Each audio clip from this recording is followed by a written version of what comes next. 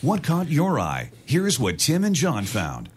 Well, considering Costco and everyone else is pushing this season, this caught my eye due to the headline because I thought to myself, well, is there anything they don't do? So this is Amazon. So Amazon is now going to start delivering full-size Christmas trees to your house. Oh, I just saw this. Did you see this? And Bob said to me, you're going to get what you get. And it's going to be hard to steal off the steps, though, I think. Different than... Right? I'll say if it's a live tree, right? Yeah. So last year they tried this out, and you could order through Amazon. You could get a Christmas tree as long as it was 3 feet or smaller, so a little tree. Well, this year they decided you can order one up to 7 feet tall. It will come in a box. It's guaranteed to be shipped either a Douglas fir or a Norfolk Island pine within 10 days of being cut. Although they're not going to prepare the tree at all in the box, so you better hurry up and open it so it doesn't go, needles fall off. And prepare, you mean somehow? Well, as soon as it arrives, you better. Yeah, they're not. They're not going to. They're just going to cut it, throw it in a box. If you're a Prime member, there are some instances where you'll get either free shipping or 2-day shipping through Amazon Prime. So you won't even have to pay for shipping. I didn't think the price was too bad. They're coming from a North Carolina farm. The price, do you want to guess what the price is for a 7-foot tree? I have two things. We're terribly upset by what Florence did to North Carolina, South Carolina. I wonder if this is going to affect the trees. But the minute you said if they're coming from a farm in North Carolina, they could either be $5 because they might be totally damaged by the hurricane, or I'm going to guess, I'm going to put it at $65.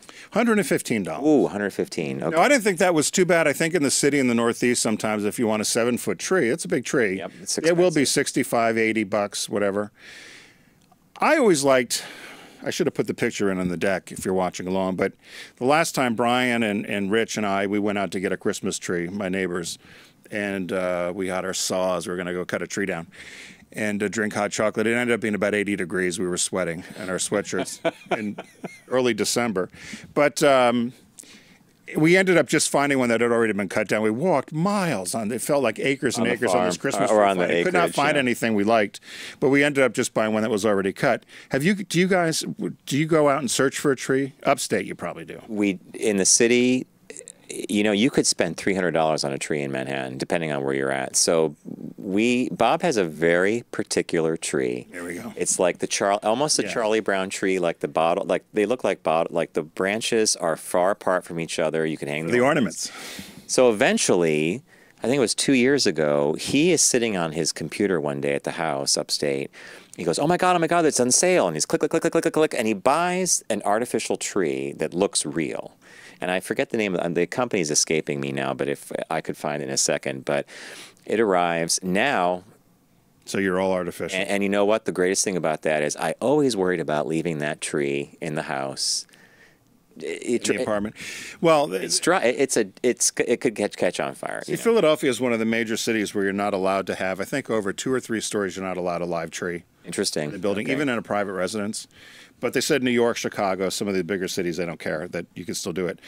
But so they're saying that actually they did use Philadelphia as an example. This isn't the first company that offers Christmas tree delivery. There's a group called the Christmas Tree Stand, which launched, and they'll deliver a Douglas fir or a Fraser fir tree to your house for setup and removal. Now, I know in New York they do that. Neiman's used to do it. A few places used to do it. But I wonder, would you, and so it says, despite all this rise in delivery options now, only 1% to 2% of live Christmas trees are ever purchased online. Maybe this year it will change with the advent of Amazon. What do you think?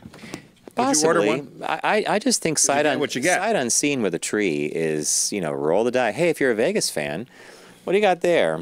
So we had, these just showed up. We don't know from who, but obviously it's somebody that's on the know, I guess. We got 2. In the know. In the know. We got 2 cookies to try from Oreo. One of them we tried already, but I think we tried it as there was a contest. Remember, we tried all the different Rocky Roads and shortbread or whatever. And they're only limited for a while. Limited for a while. Vote or something. So this must be the winner. So this is kettle corn. Oh, I remember kettle corn. We had, and then the other one. Did they change the formulation at all? Oh, I don't know. We'll see. And then the other one, which it smells like, which doesn't debut until next year. Did you give the guys in the booth any? Doesn't debut till next year, is carrot cake, which I love. I love carrot cake. So there's a carrot cake Oreo, and you can see if you're watching along with the graphic. and then the kettle corn. Okay, so we're trying carrot cake. Carrot's already got our Oreologist. Oreologist, yeah. Oreographer, guys, Oh, it's an Oreographer. please. Oh, and you're the Oreologist, right? Well, All right. first of all, this carrot cake on the picture, it's orange on the inside, and this one's white on the inside. Well, Yeah, this must be Yeah, before that's true. these came before off the factory floor. food coloring is added. This is from, yeah. What do you guys think? I of like the cake? carrot cake. I like it. Yeah. It's really good. I like it. Not What do you think? gingerbread fan that much. Yeah. I like it. Wait a minute. You think this is gingerbread cookie? No, but Garrett The figured cookie out part. that some of the primary ingredients of gingerbread are also some of the ingredients of these other cookies, like brown sugar.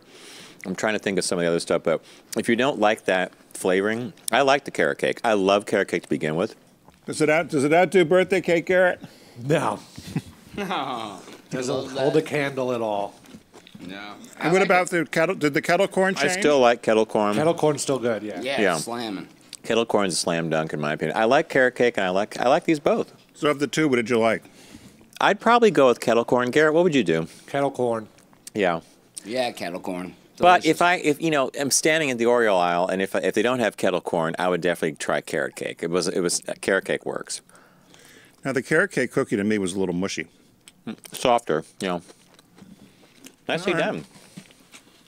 Thank you, whoever sent them. Thank you, whoever sent them. What caught your eye? All right, mine, I got two. One's a quick pictorial one. John's going to put up some images.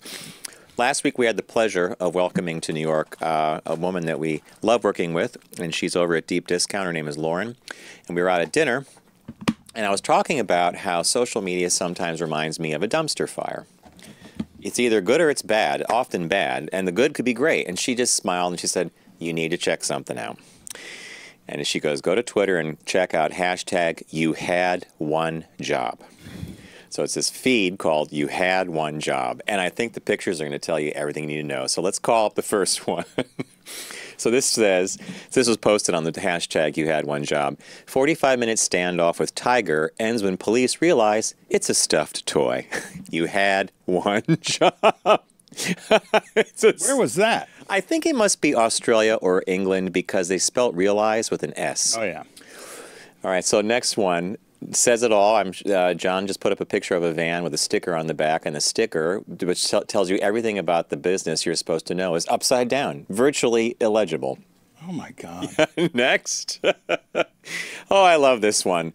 Picture of a red sweatshirt with like a hoodie with a kangaroo on it. It says Australia, but underneath it, instead of saying down under, it says Dwan under. DWON. You had hashtag you had one job, right? That could have been from Japan.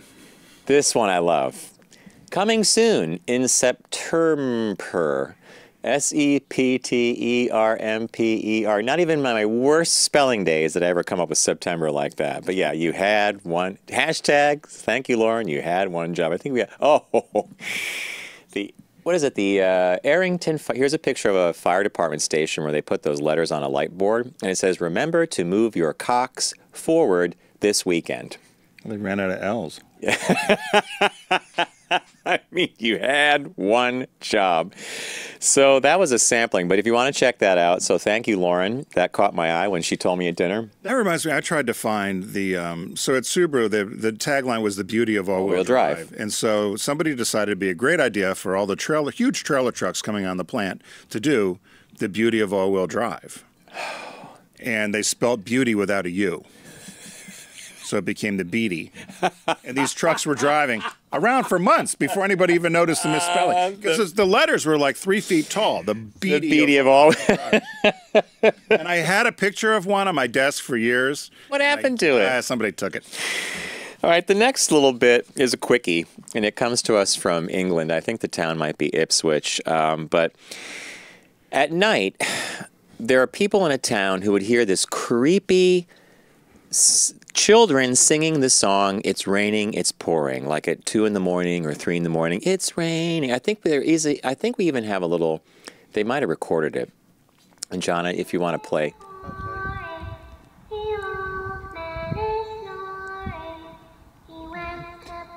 And he bumped his head. Yeah.